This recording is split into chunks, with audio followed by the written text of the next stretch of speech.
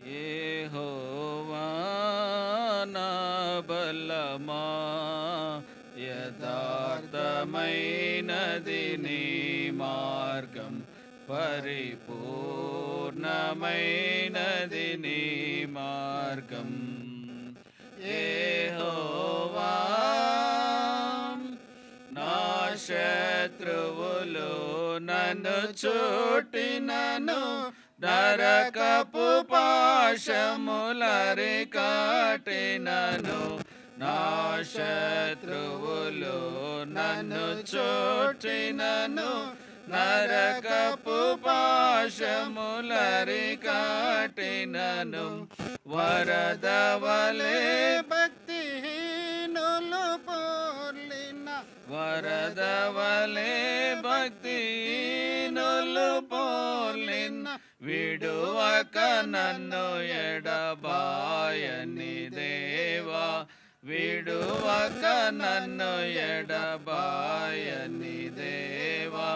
యెహోవా నా బలమా, యథార్థమైనది నీ మార్గం, పరిపూర్ణమైనది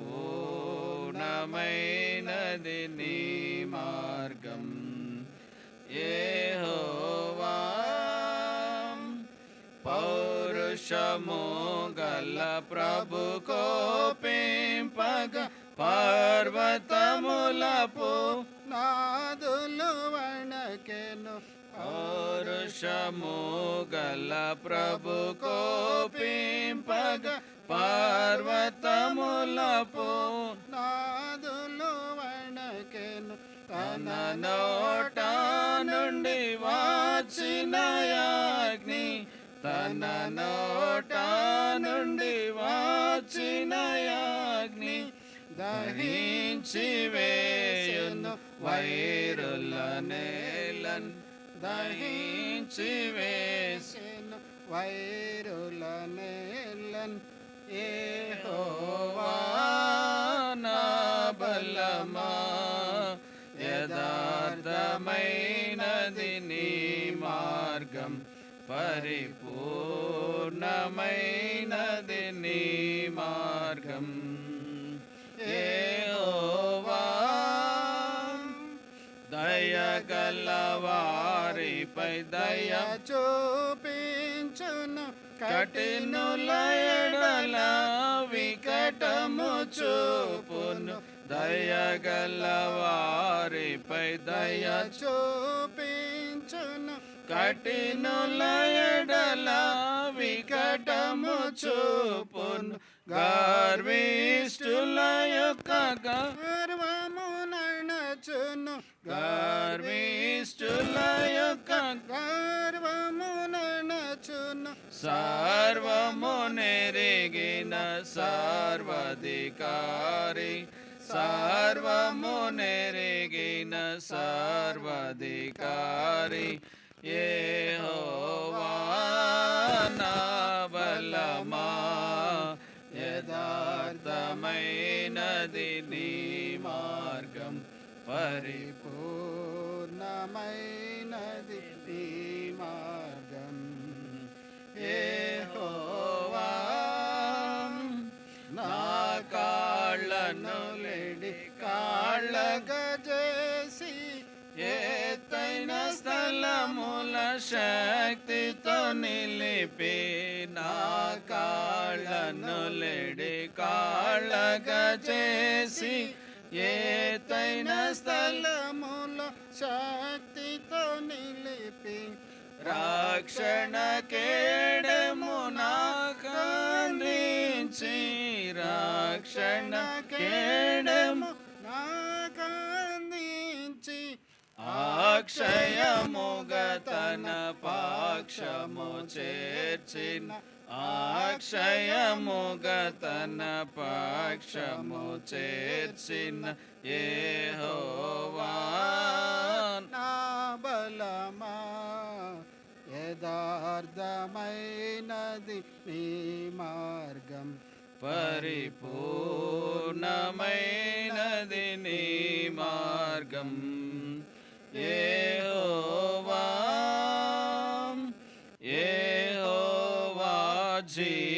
జీవము గల దేవా బహుగా స్తుతులకు అర్హుడ నీవే యెహోవా జీవము గల దేవా బహుగా స్తుతులకు అర్హుడ నీవు అన్యజనులలో ధాన్యత చూపుచు అన్యజనులలో ధాన్యత చూపుచు హల్లెలూయా స్తుతి గానము చేసేద హల్లెలూయా స్తుతి గానము చేసేద యెహోవా నా బలమా యథార్థమైనది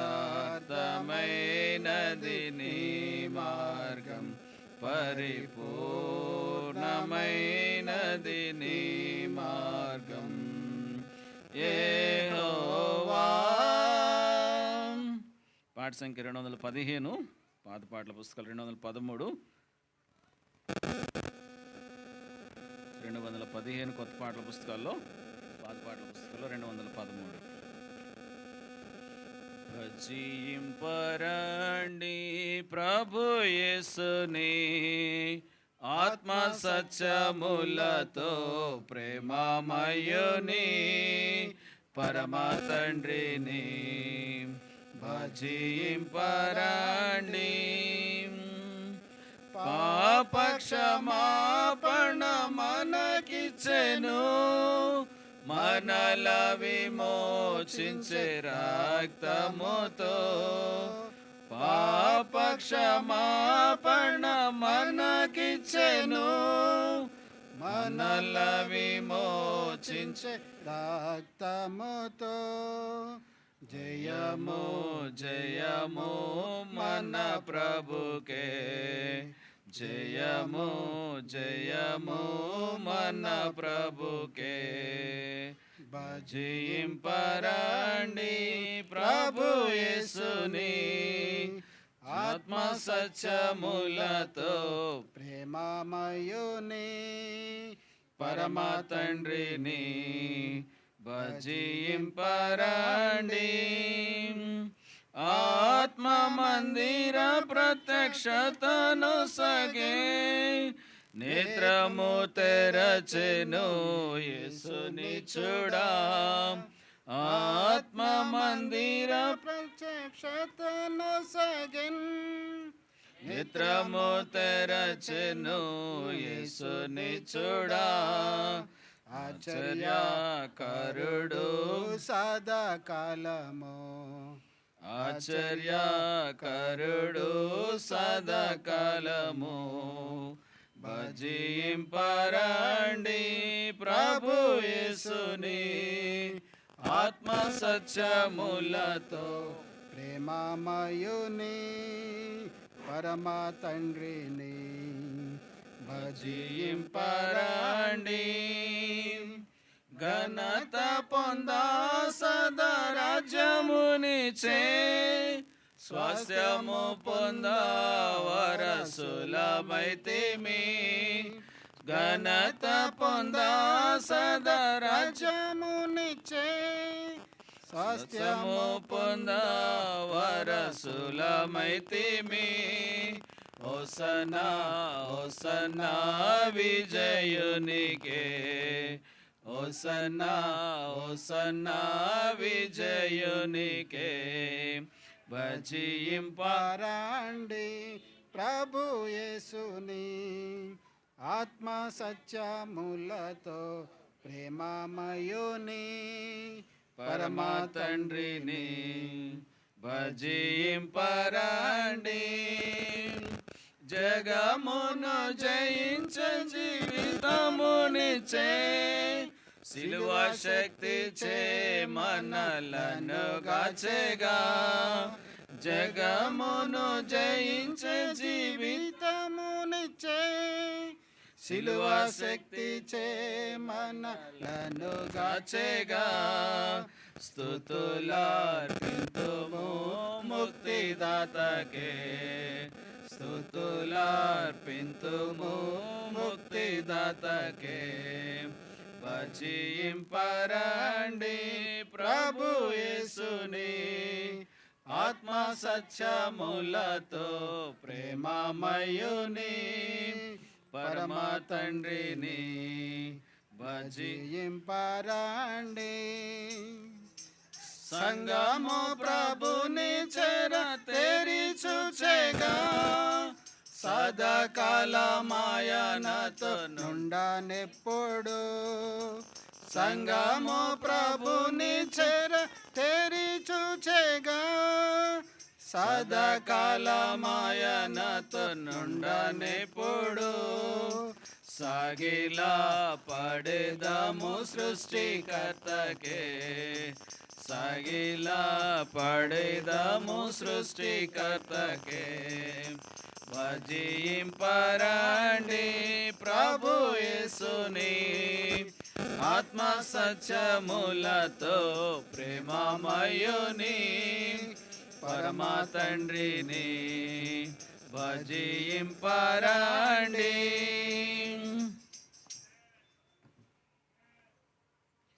కీర్తన గ్రంథము 118వ అధ్యాయం. కీర్తన గ్రంథము 118వ అధ్యాయము 7వ వచనం అందరం కలిసి చదువుకుంటాం. 118వ అధ్యాయము కీర్తన గ్రంథము 7వ వచనము అందరము కలిసి చదువుకునేటువంటి వారంగా ఉంటాం. యెహోవా నా పక్షము వహించి నాకు సహకారి అయి ఉన్నాడు. నా శత్రువుల విషయమై నా కోరిక నెరవేరుట చూచెదను. మరొకసారి చదువుదాం. యెహోవా నా పక్షము వహించి నాకు సహకారి అయి ఉన్నాడు. నా శత్రువుల విషయమై నా కోరిక నెరవేరుట చూచెదను. ప్రార్థన చేసుకుంటాం. పరిశుద్ధుడైన మా తండ్రి, నమ్మకమైన మా దేవా, ఘనమైన మా రక్షక యేసుక్రీస్తు ప్రభువారి శ్రేష్టమైన నామములో మీ పాదాల కొందనాలు స్తోత్రాలు చెల్లించుకుంటూ ఈ ఉదయకాల సమయంలో ఈ రకంగా సంఘముగా సమాజముగా మీ మందిరావనంలో చేరి మిమ్మల్ని ఆరాధించడం కొరకై, మిమ్మల్ని ఘనపరచడం కొరకై, మిమ్మల్ని కీర్తించడం కొరకై మీరు మమ్మల్ని సిద్ధపరిచిన మీ ప్రేమను బట్టి మీకు వందనాలు ప్రభా. గత వారం అంతట్లో మీరు చూపిన మహాప్రేమను బట్టి, మీ దయలతోను బట్టి మీకు వందనాలు స్తోత్రాలు చెల్లిస్తూ ఉంటున్నాం. పరిశుద్ధ దినంలో, ప్రభు దినంలో మేమందరము మీ మందిరావనంలో చేరి మిమ్మల్ని ఆరాధించడం కొరకై మమ్మల్ని తీసుకొచ్చినారు. అందుని బట్టి మిమ్మల్ని స్తుతిస్తూ ఉంటున్నాం. ఇంతవరకు పాటల ద్వారా మీరు మహిమ పొందినారని మీకు వందనాలు స్తోత్రాలు చెల్లిస్తూ ఉంటున్నాం. ఈ ఉదయకాల సమయంలో చదవబడిన లేఖన భాగముల ద్వారా ప్రభు నా తండ్రి మా ఆత్మ ప్రాణ దేహములను మీ కొరకై సిద్ధపరిచి ప్రభా మిమ్మల్ని ఆరాధించడం కొరకై మమ్మల్ని జ్ఞాపకం చేసుకోవాల్సిందిగా ప్రార్థిస్తుంటున్నాం. ప్రభా యోగ్యున పాత్రుడను, ఏ మంచి యోగ్యత లేనటువంటి వాడను అయా నీ ప్రజల మధ్యలో నిలబడటానికి మాత్రం యోగ్యత లేని వాడిని జ్ఞాపకం చేసుకోము. అయా మీ వాకును నాకు అందించి మీ బిడ్డలను తృప్తిపరచమని ప్రార్థిస్తుంటున్నాం. కేవలము నన్ను మీ సెలవు చీటుకు మరుగుపరిచి మీ వాక్కును మాత్రమే వినిపింప చేయండి. అయా మిమ్మల్ని మీ ప్రభా జ్ఞాపకం చేసుకొని ప్రభా మీరు మా జీవితంలో చేసిన మేళని జ్ఞాపకం చేసుకొని మిమ్మల్ని ఆరాధించిన మార్గ మధ్యలో జ్ఞాపకం చేసుకోవడము నిర్లక్ష్యంగా ఆలస్యం చేస్తూ నిర్లక్ష్య వైఖరితో ఉన్నట్టు వారితో కూడా మీరు మాట్లాడము. అయా మీ సన్నిధిలో ఉన్నటువంటి భాగ్యమును వారు పొందినట్లుగా వారిని ప్రభా వేగిరపరిచి మీ మందిరంలో తీసుకురావాల్సిందిగా ప్రార్థిస్తుంటున్నాం. మీరు అనుగ్రహించిన శ్రేష్ఠకర సమయాన్ని బట్టి మీకు వందనాలు. ఈ ప్రకారాన్ని అంతని మీ దూతలకు మీద దయగల హస్తాలకు అప్పు చెప్పుకుంటున్నాం. మీ దూతల యొక్క వలయాన్ని, మీ కంచెను, మీ కాపుదలను, మీ భద్రతను మాకు అనుగ్రహించండి. చేసిన మేళ్ళు ఉపకారముల కొరకు వందనాలు చెల్లిస్తూ యేసుక్రీస్తు వారి ప్రశస్తమైన నామములో స్తుతించి ప్రార్థించి వేడుకుంటున్నాను తండ్రి, ఆమేన్. ఈ చదవబడినటువంటి లేఖన భాగాలను మనం చూస్తుంటున్నప్పుడు ఈ యొక్క కీర్తన దావీదు మహారాజు రాసినటువంటి కీర్తనగా మనం చూస్తూ ఉంటాం. అయితే ఈ కీర్తనలో మనం జ్ఞాపకం చేయబడుతున్నటువంటి సందర్భంలో తన యొక్క స్థితి ఎటువంటి స్థితిలో ఉన్నాడో, ఎటువంటి స్థానంలో ఉన్నాడో, ఆ స్థానంలో తన దేవుడు తన కొరకు ఏ రకంగా సహకారిగా ఉంటున్నాడో ఆ విషయాలు తెలియపరుస్తూ ఉంటున్నాడు.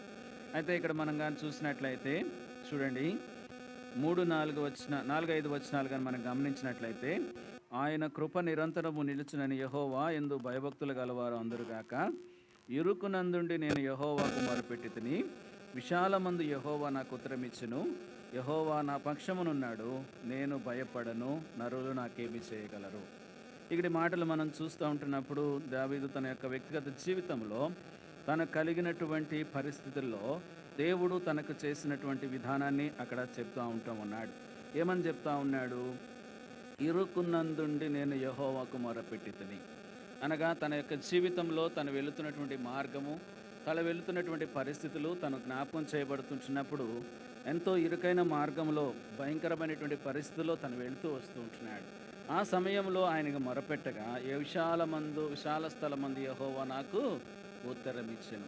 ఇరుకునందుండి ప్రార్థించినప్పుడు విశాలతలో దేవుడు ఉత్తరం ఇచ్చేటువంటి వాడు. అనగా మనం వెళుతున్నటువంటి పరిస్థితులు ఎంత భయంకరమైనప్పటికీ కూడా కొన్ని సందర్భాలలో మనకు గమ్యమంతా కూడా మూసివేయబడింది, ఇంకా ఆ మార్గంలో నేను వెళ్ళటానికి నాకు స్కోప్ లేదు అనుకున్నటువంటి సందర్భంలో యథార్థమైన మనసుతో ఆయన యందు భయభక్తులు కలిగి ఆయన దగ్గర మొరపెట్టినప్పుడు ఆయన విశాల స్థలంలో ఏ రకంగా అయితే ఉత్తరం ఇస్తాడో ఆ రకమైనటువంటి అనుభవాన్ని ఇక్కడ తను తెలియపరుస్తూ ఉంటున్నాడు. అంతేకాకుండా యెహోవా నా పక్షమునున్నాడు కనుక నేను భయపడను.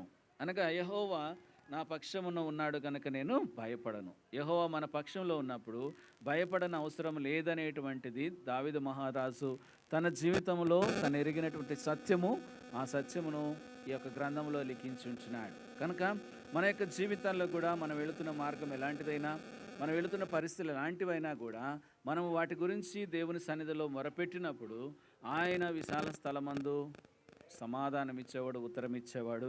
అంతేకాకుండా ఆయన మన పక్షమునున్నాడు కనుక మనం భయపడవలసిన అవసరము లేదు. కనుక ఎన్నో సందర్భాల్లో ఎన్నో విషయాల్లో దేవుడు మనకు పక్షంగా ఉంటూ వచ్చినాడు. అనేక రకమైన పరిస్థితులు, గమ్యం తెలియనటువంటి పరిస్థితులు, కొన్ని సందర్భాల్లో మన ఆలోచనకు కూడా ఏ మార్గంలో పోవాలో, ఎవరి దగ్గరకు పోవాలో తెలియనటువంటి పరిస్థితులు ఎదురైనటువంటి పరిస్థితుల్లో కూడా మనము దేవుని సన్నిధిలో అల్పమైన విశ్వాసంతో మోకరెళ్ళి ప్రార్థన చేసినప్పుడు దేవుడు తెరిచినటువంటి మార్గం ఎంతో ఉన్నతమైనది. కనుక ఆ యొక్క మార్గంలో మనము భయము చేత పట్టబడి ఎంతో ఉక్కిరిబిక్కిరైపోతున్నటువంటి జీవితంలో దేవుడు అంటున్న మాట ఏంటంటే, దేవుడు నా పక్షం ఉన్నాడు కనుక నేను భయపడను. ఇది మన అనుభవం. ప్రభు రక్షించిన తర్వాత, ప్రభు మనల్ని లోకంలో ఏర్పాటు చేసుకున్న తర్వాత ఇది మన యొక్క అనుభవం అయి ఉంటుంది. అయితే ఈ సందర్భంలో చూస్తూ 7వ వచనంలో ఏమంటున్నాడంటే, యెహోవా నా పక్షము వహించి నాకు సహకారి అయినాడు, నా శత్రువుల విషయమై నా కోరిక నెరవేరుట చూచెను. ఏమంటా ఉన్నాడు? యెహోవా నా పక్షము వహించి నాకు సహకారి అయినాడు. అనగా అతను వెళ్తున్నటువంటి మార్గంలో అతనటువంటి పరిస్థితులు అన్నిటిలో కూడా దేవుడు ఆ యొక్క దావీదునకు సహకారిగా ఉంటా ఉన్నాడు, లేకపోతే సహాయకుడుగా ఉంటా ఉన్నట్లుగా మనం చూస్తూ ఉన్నాం. చూడండి, నిర్గమాకాండము 18వ అధ్యాయము 4వ వచనం. 18వ అధ్యాయం నిర్గమాకాండం 4వ వచనం. నా తండ్రి దేవుడు నాకు సహాయమై ఫరో కత్తివాత నుండి నన్ను తప్పించిననుకొని రెండవ వానికి ఎలియేజరు అను పేరు పెట్టెను. ఎలియేజరు అనగా దేవుని యొక్క సహాయము. అనగా ఇక్కడ మనం చూసినట్లయితే ఈ యొక్క మాటలు మోషే తెలియపరుస్తున్నటువంటి మాటలు. మోషే ఏమని తెలియపరుస్తున్నాడు? మోషే యొక్క పరిస్థితి ఏంటి? ఆ పరిస్థితుల్లో, ఆ మార్గంలో మోషే యొక్క స్థితి ఏంటి అంటే ఏమంటా ఉన్నాడు? ఫరో కత్తివాత నుండి నన్ను తప్పించు. ఫరో కత్తివాత నుంచి తప్పించడానికి కారణం ఏంటి? ఎందుకు ఫరో కత్తివాత యొక్క మోషే ఎవరి యొక్క వంశంలో పెంచబడ్డాడు? ఫరో దగ్గర పెంచబడ్డాడు, ఫరో యొక్క సామ్రాజ్యంలో పెంచబడ్డాడు, ఫరో యొక్క స్థానంలో సకల విద్యలు నేర్చుకున్నాడు. కనుక తర్వాత ఫరో చనిపోయిన తర్వాత ఆ యొక్క ఐగుప్తు నేలటానికి రాజుగా అన్ని రకములైనటువంటి అనుభవములు కలిగినటువంటి వాడు. అటువంటి కలిగినటువంటి జీవితంలో ఇప్పుడు ఆ మోషే ఏమంటా ఉన్నాడు? ఫరో యొక్క కత్తివాత నుండి నన్ను తప్పించినటువంటి దేవుడు. ఎందుకు అటువంటి కుమారుడిగా లేకపోతే అటువంటి వారసుడిగా పెంచబడినటువంటి మోషేను ఫరో ఎందుకు కత్తి చేత పంపవాలని ఇష్టపడుతూ ఉంటున్నాడు అనంటే, తన యొక్క జన్మములో తన యొక్క తల్లి తనను పెంచుతున్న సందర్భంలో తనకు పాలిచ్చి పెంచేటప్పుడు ఆ యొక్క ఇశ్రాయేలుల గురించి లేకపోతే తన ప్రజల గురించి తన విషయం ఆ యొక్క తల్లి చెప్పినటువంటి బోధ లేకపోతే తల్లి చెప్పినటువంటి విద్య తన జీవితంలో పనిచేస్తూ వచ్చింది. పనిచేస్తూ ఉన్నప్పటికీ 40 సంవత్సరాల పాటు ఐగుప్తు సామ్రాజ్యంలో రాజభోగములు అనుభవిస్తూ జీవించినటువంటి వ్యక్తి, అంత ఉన్నతమైన స్థానంలో ఉన్నటువంటి వ్యక్తి, తనకు ఆ యొక్క వయసులో ఏం జరిగింది? తన ప్రజలను చూడవలనన్న కోరిక అతనికి. అనగా తన తల్లి తన కుమారుడిని ఏ రకంగా పెంచుతూ వచ్చిందనంటే, ఇశ్రాయేలీలు ఐగుప్తులో పడుతున్నటువంటి శ్రమలు, ఐగుప్తులో ఇశ్రాయేలు అనుభవిస్తున్నటువంటి కష్టములు, ఆ యొక్క రాజు చేత చేయబడుతున్నటువంటి భయంకరమైనటువంటి ఆ యొక్క ఉప్పెన లాంటి పరిస్థితులు గుండా వారు వెళుతుంటున్నప్పుడు వాటినన్నిటినీ తన తల్లి తన కుమారుడికి బోధిస్తూ వచ్చింది. అనగా తన ప్రజలను గురించి బోధిస్తూ వచ్చింది. ఎప్పుడైతే ఆ మాటలు వింటూ వచ్చినాడో తన ప్రజలను చూడవలనన్న కోరిక అతనికి కలుగుతూ వచ్చింది. ఎప్పుడైతే ఆ కోరిక కలిగిందో ఫరో మోషేను చంపడానికి ప్రయత్నం చేస్తూ ఉన్నాడు. ఆ యొక్క మోషేను చంపడానికి ప్రయత్నం చేస్తూ ఉంటున్నప్పుడు ఇక్కడ తన మామతో చెప్తా ఉన్నాడు. తన మామ తన దగ్గరకు వచ్చినప్పుడు తన మామతో చెప్తూ ఆ రెండో కుమారుకు తనకు పుట్టినటువంటి కుమారులకు పేర్లు పెడుతూ, ఫరో కత్తివాత నుండి నన్ను తప్పించి నాకు సహాయము చేసిన దేవుడు, నాకు సహకారి అయినటువంటి దేవుడు, అంటే నాకు సహకారి అంటే నాకు సహాయకుడు అయినటువంటి దేవుడు, అనగా నాకు సహకారం. ఏ రకంగా సహకారిగా ఉంటా ఉన్నాడు? కత్తి ఆ యొక్క ఫరో చేత చంపబడాల్సినటువంటి పరిస్థితులు వచ్చినప్పుడు తనను తప్పించి, అనగా ఇరుకు మార్గములో ఉండి ఇబ్బందిలో ఉండి దేవునికి మొరపెట్టినప్పుడు విశాల స్థలమందు ఆయనకు సహకాయము చేసినటువంటి దేవుడు ఇక్కడ ఫరో తన కత్తి చేత మోషేను చంపవలనని ప్రయత్నం చేస్తున్నప్పుడు ఆ కత్తివాత నుండి దేవుడు తనకు సహాయం చేసి తనను తప్పించినాడు. అనగా తప్పించి ఆ యొక్క ఫరో సంస్థానం నుంచి, లేక ఐగుప్తు రాజ్యం నుంచి తన ప్రజలైన ఇశ్రాయేలును తీసుకొని బయటికి రావడానికి దేవుడు సహాయం చేస్తూ వచ్చినాడు. అదే ఇక్కడ మోషే తన జీవితంలో తను తెలియపరుస్తూ ఉన్నాడు. ఏమని తెలియపరుస్తూ ఉన్నాడు అని అంటే, నా తండ్రి దేవుడు నాకు సహాయమై ఫరో కత్తివాత నుండి నన్ను తప్పించెను. ఈ లోకయాత్రలో మనం జీవిస్తుంటున్నప్పుడు ఎన్నో సందర్భాల్లో మన యొక్క జీవితాలు కూడా మనం చేయనటువంటి తప్పులకి, మనం ఏది కూడా మనది కాదనుకొని మనం పక్కకు పోయినటువంటి పరిస్థితుల్లో సైతము కొన్ని సందర్భాల్లో అటువంటి పరిస్థితులు మన మీదకి వచ్చి మనల్ని లోకము మనల్ని పట్టి పీడిస్తుంటున్న సందర్భంలో మోషేని ఏ రకంగా అయితే దేవుడు ఫరో యొక్క కత్తివాత నుండి తప్పించినాడో, ఈ లోకయాత్రలో పాపం అనేటువంటి కట్ల చేత పట్టబడినటువంటి మన జీవితంలో ఆ యొక్క పాపం వలన వచ్చేటువంటి జీతం మరణమై ఉంటుండగా, ఆ మరణం నుంచి తప్పించడానికి తన ప్రియకుమారుడైన యేసుక్రీస్తు వారిని ఈ లోకానికి పంపించి ఆయన సిలువలో చేసినటువంటి ఆ యొక్క బలియాగము ద్వారా, ఆయన మరణించి పాతిపెట్టబడి తిరిగి లేచుట ద్వారా ఆయన ప్రశస్తమైన నిర్దోషమైన రక్తము నీకు నాకు సమీపంగా ఉంచి మనం ఎప్పుడైతే యథార్థమైన మనసుతో ఆయన సన్నిధానంలోకి పోయి ఆయన ఎదుగు మొరపెట్టినామో, ఆ పరిస్థితుల్లో నుంచి, ఆ పాపపు ఇచ్చల నుంచి, పాపపు భోగముల నుంచి, లేకపోతే ఈ లోకములో ఉన్నటువంటి అపవిత్రమైనటువంటి పరిస్థితుల నుంచి దేవుడు మనల్ని ఏం చేసినాడు? తప్పిస్తూ వచ్చినాడు. అనగా నా తండ్రి దేవుడు నాకు సహాయకుడై, అనగా ప్రభువైన తండ్రి అయినటువంటి దేవుడు కుమారుడైన యేసుక్రీస్తు ద్వారా మనకు రక్షణలో సహాయము చేసినటువంటి దేవుడు. అనగా మనం ఉన్నటువంటి స్థానములో, మనం ఉన్నటువంటి స్థితిలో దానికి వచ్చేటువంటి శిక్ష ఎంతో భయంకరమై ఉంటుండగా, ఆ శిక్షనంతట కూడా ఆ ప్రభువైన యేసుక్రీస్తు వారు సిలువలో భరించి, ఆ యొక్క సిలువలో ఆయన భరించి మోసి ఆ కష్టంనంతా ఆయన తీసుకొని ఈ లోకములో మనల్ని విడుదల అనుగ్రహించినాడు, ఈ లోకములో మనల్ని విమోచించినాడు, ఈ లోకములో మనల్ని ప్రత్యేకించినాడు, ఈ లోకములో మనల్ని ఎంతగానో ఒక ఉన్నతమైన స్థానంలోనికి తీసుకొని వచ్చినాడు. నా తండ్రి దేవుడు నాకు సహాయకుడై. కనుక ఈ యొక్క సమయంలో ఆ యొక్క దేవుడు మనకు సహాయకుడుగా ఉన్నట్లుగా మనం చూస్తూ ఉంటున్నాం. చూడండి, కీర్తన గ్రంథం 54వ అధ్యాయం 4వ వచనం. కీర్తన గ్రంథము 54వ అధ్యాయము 4వ వచనం. ఇదిగో దేవుడే నాకు సహాయకుడు, ప్రభువే నా ప్రాణమును ఆదరించువాడు.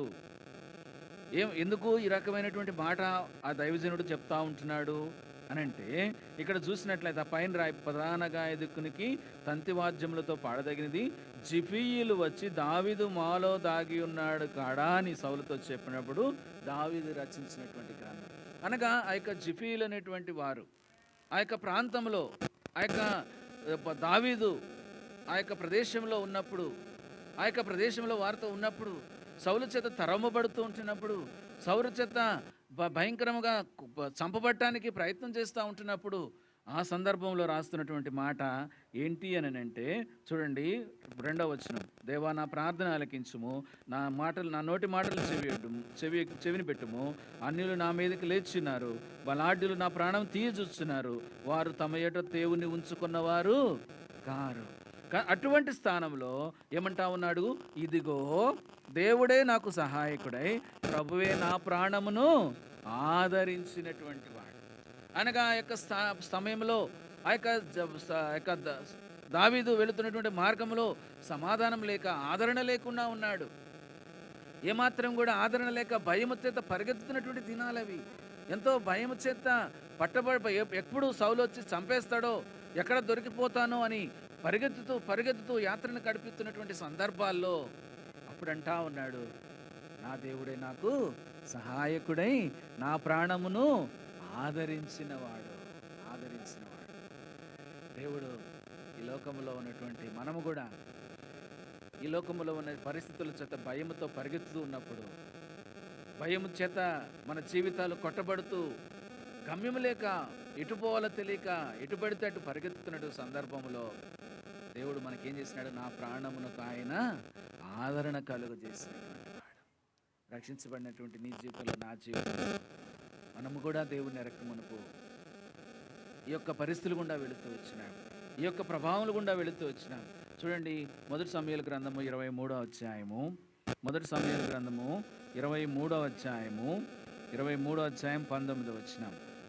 1 సమూయేలు గ్రంథము 23వ అధ్యాయము 19వ వచనం.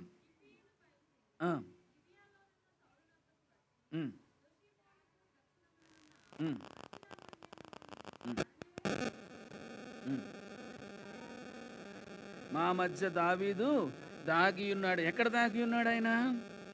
ఎక్కడ దాగి ఉన్నాడు? కొండ సందులలో. నిజంగా చూసినట్లయితే ఆయన చెప్తున్నటువంటి మాటలు, ఆ మాటలు మనం వింటున్నప్పుడు మన జీవితము జ్ఞాపకం చేయబడతా ఉంది. హవీలా మన్యములోని అరణ్యమున కొండ స్థలముల యందు మా మధ్య ఉన్నాడు.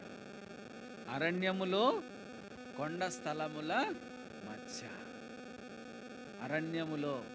అరణ్యములోనే ఏమి దొరకదు, అరణ్యములో నీరు కూడా దొరకదు. ఆ అరణ్యములో కొండ స్థలములలో, అనగా ఆ అరణ్యములో భయంకరమైన వేడి, భయంకరమైనటువంటి పరిస్థితి, తట్టుకోలేనటువంటి స్థానంలో ఉంటా ఉన్నాడు. అక్కడ అరణ్యములు ఎక్కడ ఉంటా ఉన్నాడంట? కొండ స్థలములు. ఇంకా అక్కడ ఎట్లా ఉంటుంది పరిస్థితులు? ఎంతో భయంకరమైనటువంటి పరిస్థితులు ఉంటా ఉన్నాయి. దావీదు యొక్క పరిస్థితి అది, దావీదు యొక్క స్థానం అది. ఎందుకు? దావీదు సౌలు చేత తరమబడుతున్నటువంటి సందర్భం, సౌలు యొక్క పరిస్థితుల నుంచి తప్పించుకోవడానికి పరిగెత్తున్నటువంటి స్థానం. ఆ యొక్క సమయంలో తన జీవితంలో పరిగెత్తుంటున్నప్పుడు అరణ్యముందా, నీళ్లు దొరుకుతాయా, ఆహారము దొరుకుతుందా, లేకపోతే ఈ భయంకరమైన వేడి, లేకపోతే అరణ్యంలో జంతువులు వచ్చి వెంట పట్టి చంపేస్తాయా అనేటువంటిది ఏది కూడా ఆలోచించకుండా తన ప్రాణమును కాపాడుకోవడానికి పరిగెత్తుతున్నటువంటి దినాలు, పరిగెత్తుతున్న పరిస్థితులు. ఆ యొక్క సౌలు తరుముతూ ఉంచినప్పుడు ఈ పరిస్థితులన్నీ కూడా సౌలు చేత చంపబడేదానికన్నా ఎక్కువగా తన చేతుల్లో కనపడలేదు. ఆ పరిస్థితులు కూడా తను వెళుతూ ఉంటా ఉన్నాడు. ఆ పరిస్థితులు కూడా తను ప్రయాణం సాగిస్తూ ఉంటున్నాడు. ఇది మన జీవితానికి జ్ఞాపకం చేసుకున్నట్లయితే మనం కూడా ఎడారి లాంటి, అరణ్యము లాంటి పరిస్థితులు అనేక సందర్భాల్లో మన జీవితంలో వచ్చినాయి. అరణ్యం అనగా ఏమి దొరకనటువంటి స్థానం, కనీసం నీరు కూడా దొరకలేనటువంటి స్థలము, అనగా ఎటువంటిది ఆ యొక్క సహాయము లేనటువంటి పరిస్థితులు.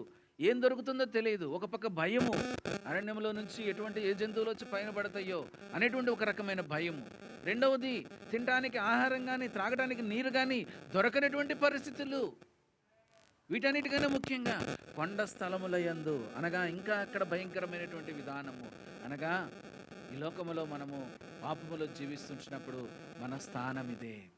ఇటువంటి పరిస్థితులు కూడా మనము కొట్టబడుతూ ఉంటున్నాం. భయము చేత ప్రాణమును కాపాడుకోలేని పరిగెత్తుతున్నటువంటి సందర్భంలో దావీదు 54వ అధ్యాయంలో అన్నప్పుడు, నా దేవుడే నాకు సహాయకుడై నా ప్రాణమును ఆదరించినవాడు. అనగా ఈ లోకంలో ఉన్నటువంటి పరిస్థితుల్లో మనం కొట్టుమిట్టాడుతూ ఉంటున్నప్పుడు దేవుడు మనల్ని ఏం చేసినాడు? ఆయనకు మొరపెట్టినప్పుడు, ఇరుకైన స్థలములో నుండి ఆయనకు మొరపెట్టినప్పుడు విశాలమందు సహాయము చేసినటువంటి దేవుడు మన పరిస్థితులన్నిటిలో కూడా మనల్ని జ్ఞాపకం చేసుకొని, మనల్ని భద్రపరిచి, మనల్ని క్షేమములో ఉంచి ఆయన మన ప్రాణమును ఆదరించినటువంటి దేవుడు. ప్రాణమును ఆదరించినటువంటి దేవుడు కనుక మనం ప్రభుని ఆరాధించడానికి, నా తండ్రి దేవుడు నాకు సహాయకుడై ఉండి నన్ను తప్పించినాడు. ఎక్కడి నుంచి తప్పించినాడు? ఫరో కత్తివాత నుండి నన్ను తప్పించినాడు. దావీదు మహారాజు అంటా ఉన్నాడు, నా ప్రాణము భయము చేత కొట్టబడి నేను అరణ్యములో కొండ స్థలములలో పరిగెత్తు ఉంటున్నప్పుడు, ఆయనకు ఆ ఇరుకైన స్థలములో ఆయనకు మొరపెట్టినప్పుడు విశాలముందున్నటువంటి దేవుడు నాకు సహాయం చేసి నా ప్రాణమును ఆదరించినాడు. ఇది మన జీవితంలో సత్యమైనటువంటి మాట. ఇది మన జీవితంలో నిజమైనటువంటి మాట. కనుక మనం ప్రభుని ఆరాధించడానికి ఆయన మనకు సహకారి అయి ఉన్నాడు. ఏ రకంగా సహకారి అయి ఉన్నాడంటే, ఫరో చేత తరంబడినప్పుడు మోషే ఏ రకంగా అయితే భయం చేత కత్తివాత నుండి తప్పించబడుతున్నాడో, అటువంటి పరిస్థితుల్లో మన జీవితాలు ఉంటా ఉన్నాయి. జిఫీలీల దగ్గర ఉన్నప్పుడు దావీదు సౌలు చేత తరమబడుతుంటున్నప్పుడు, అరణ్యములో కొండ స్థలములలో నివసిస్తూ ప్రాణం కాపాడుకోలేని పరిగెత్తుతున్నప్పుడు, ఆ యొక్క ఇరుకైన స్థలముల నుండి దేవుడికి మొరపెట్టినప్పుడు విశాలముందున్నటువంటి దేవుడు తన జ్ఞాపకం చేసుకొని తన ప్రాణమును ఆదరించినటువంటి వాడుగా ఉంటా ఉన్నాడు. ఎందుకు చూడండి ఏంటి ఆ యొక్క జనుల యొక్క పరిస్థితి చూడండి. ఇర్మియా గ్రంథం 4వ అధ్యాయం 22వ వచనం. ఇర్మియా గ్రంథము 4వ అధ్యాయము 22వ వచనం. 4వ అధ్యాయము 22వ వచనం.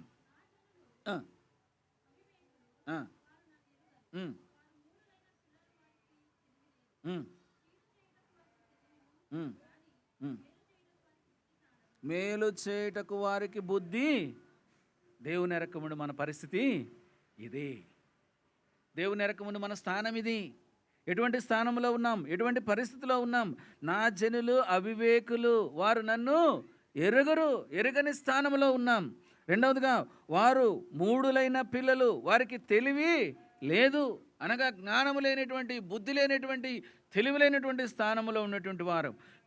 కీడు చేయుటకు వారికి తెలియను, కానీ మేలు చేయుట వారికి తేలదు. దేవుని ఎరకముందు, ప్రభు దగ్గరికి మనం రాకముందు, ఆ రక్షకుడు మనకు సహాయకుడిగా రాకముందు, ఆయన మనకు సహకారిగా మన జీవితాల్లోనికి ప్రవేశించకముందు మానవుని యొక్క స్థితి ఏంటి? ఇది.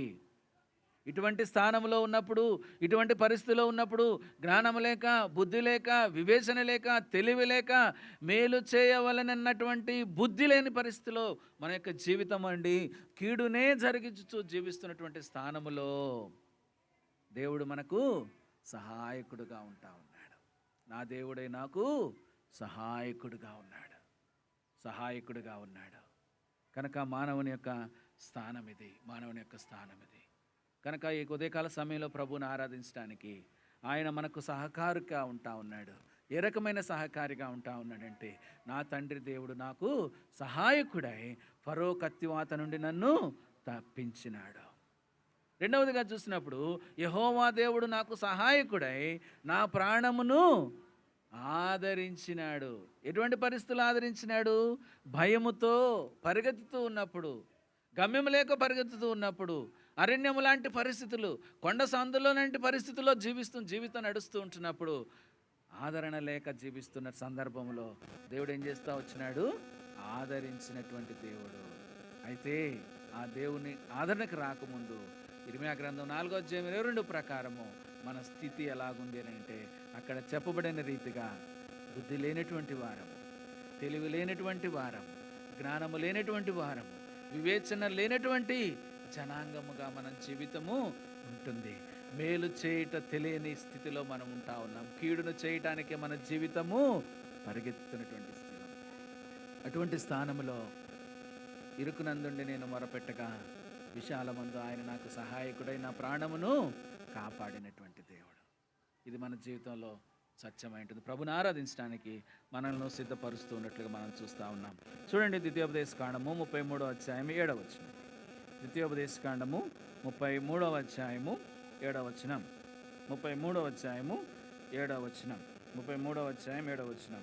యూదాను గూర్చి అతడు ఇట్లా నేను యెహోవా యూదా మనవి విని అతని ప్రజల యొద్దకు అతన్ని చేర్చుము. యూదా బాహుబలము అతనికి చాలునట్లు చేసి అతని శత్రువులకు విరోధముగా నీవతనికి సహాయకుడవై ఎక్కడంట ఎప్పుడు సహాయకుడై ఉంటా ఉన్నాడు ఆయన? శత్రువులకు విరోధముగా నీవతనికి సహాయకుడవై ఉంటా ఉన్నావు అనగా దైవజనుడైనటువంటి మోషే ఆ యొక్క మృతి పొందక మునుపు ఆ యొక్క స్థానంలో ఉన్నటువంటి వారిని గురించి చెబుతున్నటువంటి మాటలు ఇక్కడ మనం చూస్తూ ఉంటా ఉన్నాం. యూదాని గురించి మాట్లాడుతూ ఉంటున్నాడు, యూదా వంశావళుల గురించి మాట్లాడుతున్నాడు, యూదా గోత్రముని గురించి మాట్లాడుతూ ఉన్నాడు. ఎట్లాగ మాట్లాడుతున్నాడు? యూదా మనవి విని అతని ప్రజల యొద్దకు అతనిని చేర్చుము. యూదా బాహుబలము అతనికి చాలునట్లు చేసి అతని శత్రువులకు విరోధముగా నీవు అతనికి సహాయకుడవై అక్కడ చెప్తున్నటువంటి మాటలు అదే ఏమంటా ఉన్నాడు చూడండి. 46వ అధ్యాయం 8వ వచనం ఆదికాండము 46వ అధ్యాయము 8వ వచనం 49వ అధ్యాయం 8వ వచనం క్షమించండి 49:8. యోధా నీ సహోదరులు నిన్ను స్తుతించెదరు, నీ చెయ్యి నీ శత్రువుల మెడ మీద ఉండును, నీ తండ్రి కుమారులు నీ ఎదుట సాగిల పడుదురు. ఎట్లా ఉంది యూదా యొక్క? ఎందుకు మోషే యూదా గోత్రమును గురించి ఆ రకంగా చెప్తా ఉంటున్నాడు? ఎందుకు దేవుని సహాయం ఉంటా ఉందనంటే ఆ యొక్క యాకోబు తన బిడ్డలైనటువంటి వారిని ఆశీర్వదిస్తున్నప్పుడు తన అవసాన దినముల్లో యూదాను గురించినటువంటి మాటలు చెప్తూ ఉంటున్నాడు. ఏమనంటా ఉన్నాడు? యూదా నీ సహోదరులు నిన్ను స్తుతించెదరు, నీ చెయ్యి నీ శత్రువుల మెడ మీద ఉండును. అందుకే ఇక్కడ మనం చదివినటువంటి మాటల 33వ అధ్యాయం 7వ వచనంలో చూస్తే యెహోవా బాహుబలం అతనికి చాలునట్లు చేసి అతని శత్రువులకు విరోధిగా నీవు అతనికి సహాయకుడవై ఉందువు. అనగా తన తండ్రి చేత దేవుని చేత ప్రేరేపించబడి ఏదైనా ఆశీర్వాదములకు యూదా గురించి చెప్పబడుతూ వచ్చిందో అదే ఆశీర్వాదముల గురించి మోషే తన యొక్క చివరి దినాల్లో ఆ యొక్క గోత్రముల విషయంలో చెప్తా ఉంటా ఉన్నాడు. ఎట్లాంటి పరిస్థితిలో ఉన్నాడనంటే శత్రువులకు విరోధముగా నీవు అతనికి సహాయకుడవై, అనగా ఈ లోకంలో ఉన్నటువంటి నీకు నాకు శత్రువుగా ఉన్నటువంటి సాతానుకు విరోధిగా ఉండి దేవుడు మనకేం చేస్తూ ఉన్నాడు? సహాయము చేసేటువంటి వాడిగా ఉన్నాడు. మనం రక్షించబడిన తర్వాత, మనం ప్రభువుని ఎరిగిన తర్వాత, ప్రభుని ఆరాధిస్తూ మనం ఈ లోకయాత్రలో జీవిస్తున్నటువంటి సందర్భంలో శత్రువైన సాతానుడు మన ప్రక్కన కూర్చొని ఎక్కడైనా మన దగ్గర ఒక చిన్న ఏదైనా దొరుకుద్దేమోని చూస్తూ ఉంటాడు. ఆ సమయంలో మన బలహీనతలను ఆధారం చేసుకొని వాడు మనల్ని దేవునికి దూరంగా తీసుకోవాలని ప్రయత్నిస్తూ ఉంటాడు. ఆ సమయంలో దేవుడు మనకేం చేస్తూ ఉంటున్నాడు? మన పక్షముగా ఉండి మనకు సహాయకుడుగా ఉండి ఆయన మన ప్రక్కనే ఉండి మనకు బలం అనుగ్రహిస్తూ ఉన్నాడు. ఏ రకంగా అనుగ్రహిస్తున్నాడంటే శత్రువుల చేతిలో నుండి మనల్ని తప్పించినటువంటి దేవుడు. శత్రువుల చేతిలో నుంచి మనం తప్పించుట కొరకాయ ఆయన మనకు సహాయకుడైనటువంటి వాడుగా ఉంటా ఉన్నాడు. చూడండి 146వ కీర్తన 5వ అధ్యాయం 146వ అధ్యాయం 5వ వచనం 146:5 146:5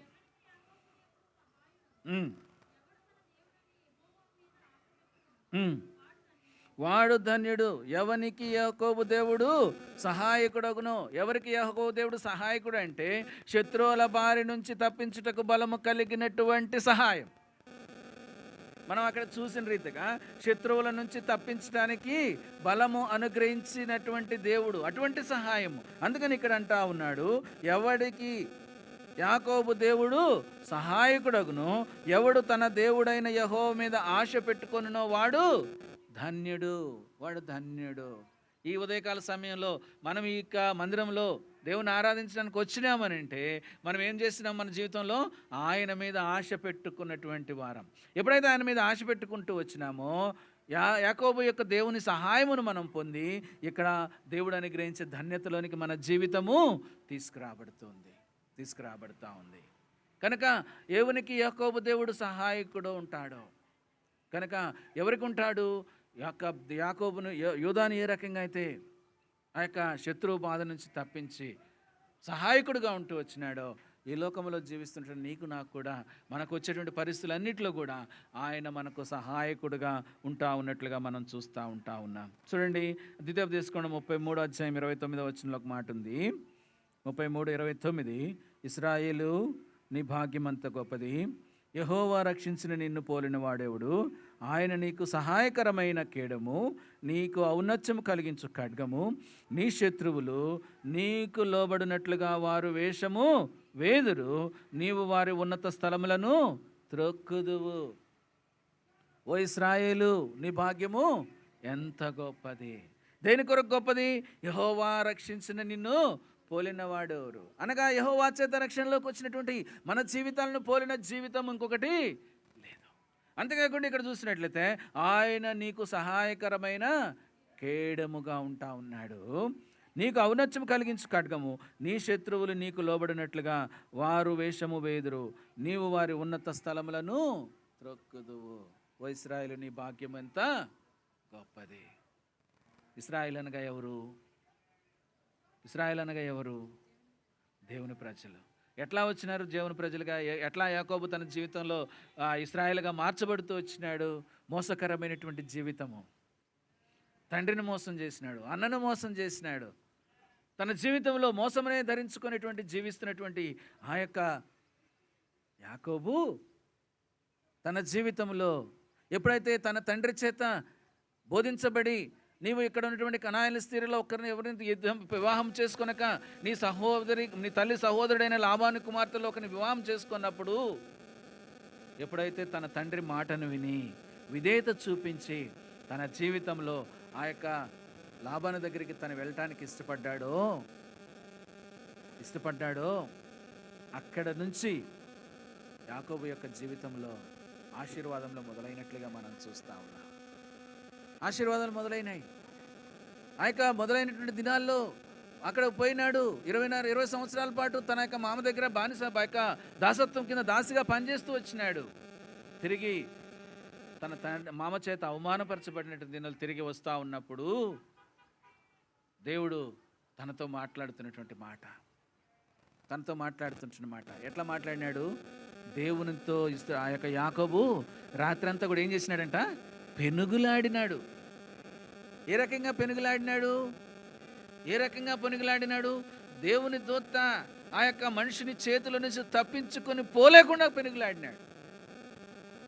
అనగా మన యొక్క జీవితంలో రక్షించబడిన తర్వాత, ఓ ఇశ్రాయేలు, నీ భాగ్యం ఎంత గొప్పది! నిన్ను రక్షించిన వాడిని పోలిన వాడు ఎవడు అంటే, మనము కూడా ఇక ఇశ్రాయేలుగా చేయబడిన తర్వాత మన యొక్క జీవితంలో ఆ యొక్క పెనుగులాడేటువంటి అనుభవంలో మనం ఉండాలి. ఎప్పటి వరకు పెనుగులాడాలి? కొంతసేపు పెనుగులాడి కాళ్ళు నొప్పులు పెట్టగానే మా ప్రార్థన ఆపేసి కూర్చోటం కాదు. యాకోబు తన జీవితంలో నేర్చుకుంటూ వచ్చినాడు. మోసకరమైనటువంటి జీవితం కలిగిన వాడు. ఆ తండ్రిని మోసం చేసినాడు, అన్నను మోసం చేసినాడు, అన్న దగ్గర ఉన్నటువంటి జ్యేష్ఠత్వం తీసుకున్నటువంటి వాడు దేవునితో పోరాటం నేర్చుకున్నాడు. ఏ రకంగా పోరాడినాడు? నీవు నన్ను ఆశీర్వదించితేనే తప్ప నేను నిన్ను విడిచిపెట్టను. దేవుని దూత, ఇదిగో తెల్లవారుచున్నది, నన్ను వదిలిపెట్టు. నీవు నన్ను ఆశీర్వదిస్తే కానీ నేను వదిలిపెట్టను. ఎప్పుడైతే ఈ పనుగులాటలో విజయం పొందినాడో, ఎప్పుడైతే తన జీవితంలో ఈ పెనుగులాట ద్వారా తన జీవితంలో దేవుడితో విజయం సాధించుకున్నాడో, అప్పుడు నీ పేరిక ఇశ్రాయేలే, యాకోబు అనబడదు. అనగా మోసకరమైన జీవితం నుంచి నువ్వు మార్చబడ్డావు. మోసకరమైనటువంటి పరిస్థితుల నుంచి నువ్వు మార్చబడ్డావు.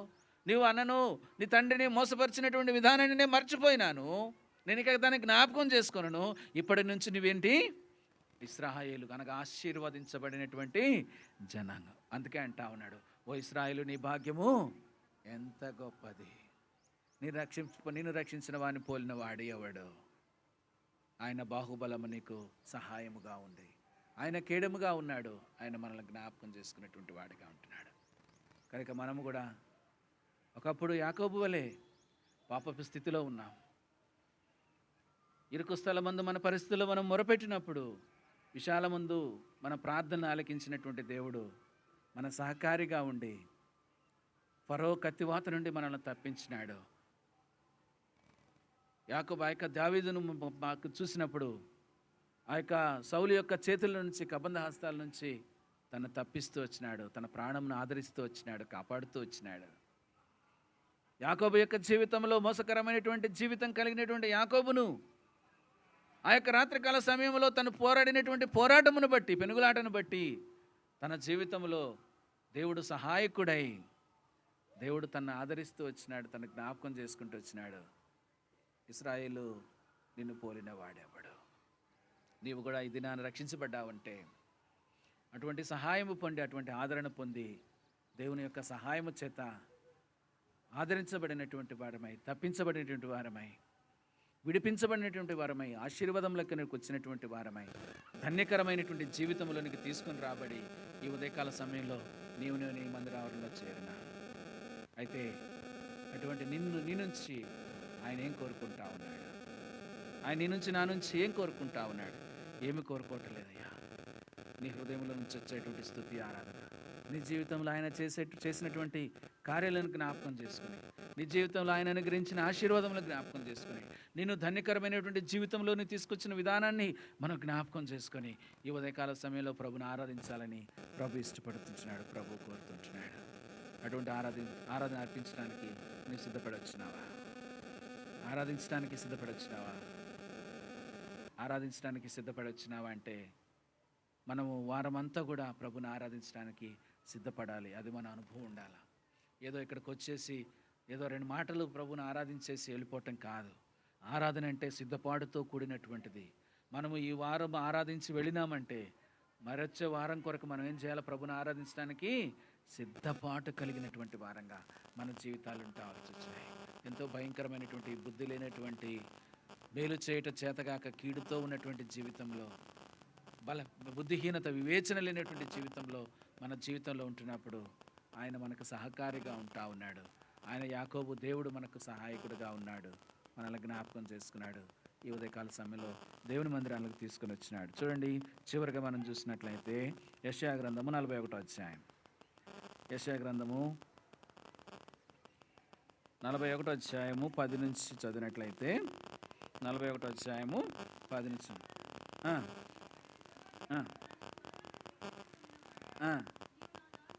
నీవు నా దాసుడవనియు నేను నిన్ను ఉపేక్షించక ఏర్పరచుకుంటుననియు నేను నీతో చెప్పి ఉన్నాను.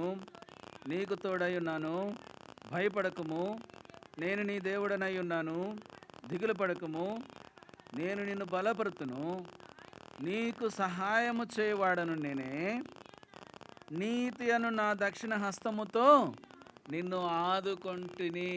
ఎట్లా ఆదుకుంటున్నాడంట ఆయన? నీతి అను నా దక్షిణ హస్తముతో నిన్ను ఆదుకొంటిని. అక్కడ మనకేం చెప్తా ఉంటున్నాడని అంటే, నేను పట్టుకొని దాని కొనల నుండి పిలుచుకుని వాడా, నీవు నా దాసుడివనియు నేను నిన్ను ఉపేక్షించక ఏర్పరచుకుంటుననియు నేను నీతో చెప్పి ఉన్నాను, నీకు తోడై ఉన్నాను, భయపడకము, నేను నీ దేవుడనై ఉన్నాను, దిగులు పడకము, నేను నిన్ను బలపరుతును, నీకు సహాయము చేయవడం నేనే, నీతి అను నీ దక్షిణహస్తం, నా దక్షిణహస్తంతో నిన్ను ఆదుకొందును. కనుక ఇటువంటి ఆశీర్వాదంను, లేకపోతే ఇటువంటి అష్యూరెన్స్ని, లేకపోతే ఇటువంటి నిశ్చయతను దేవుడు ఈ ఉదయకాల సమయంలో నీకు నాకు ఇస్తా ఉన్నాడు. ఓ ఇశ్రాయేలు, నీ భాగ్యము ఎంత గొప్పది, ఎంత గొప్పది, ఎంత గొప్పది. మనం చూసినట్లయితే ఫరో కత్తివాత నుండి తీసుకురాబడినటువంటి మోషేను చూసినాం. దేవుని సహాయము చేత, సౌలు చేత తరమబడుతూ మరణబంధకముల్లో, అరణ్య మార్గములో, కొండ స్థలములలో నివసిస్తూ భయముతో ఉన్నటువంటి దావీదు యొక్క జీవితంలో తన దేవుడు తనకి ఆదరించిన విధానాన్ని మనం చూస్తూ వచ్చినాం.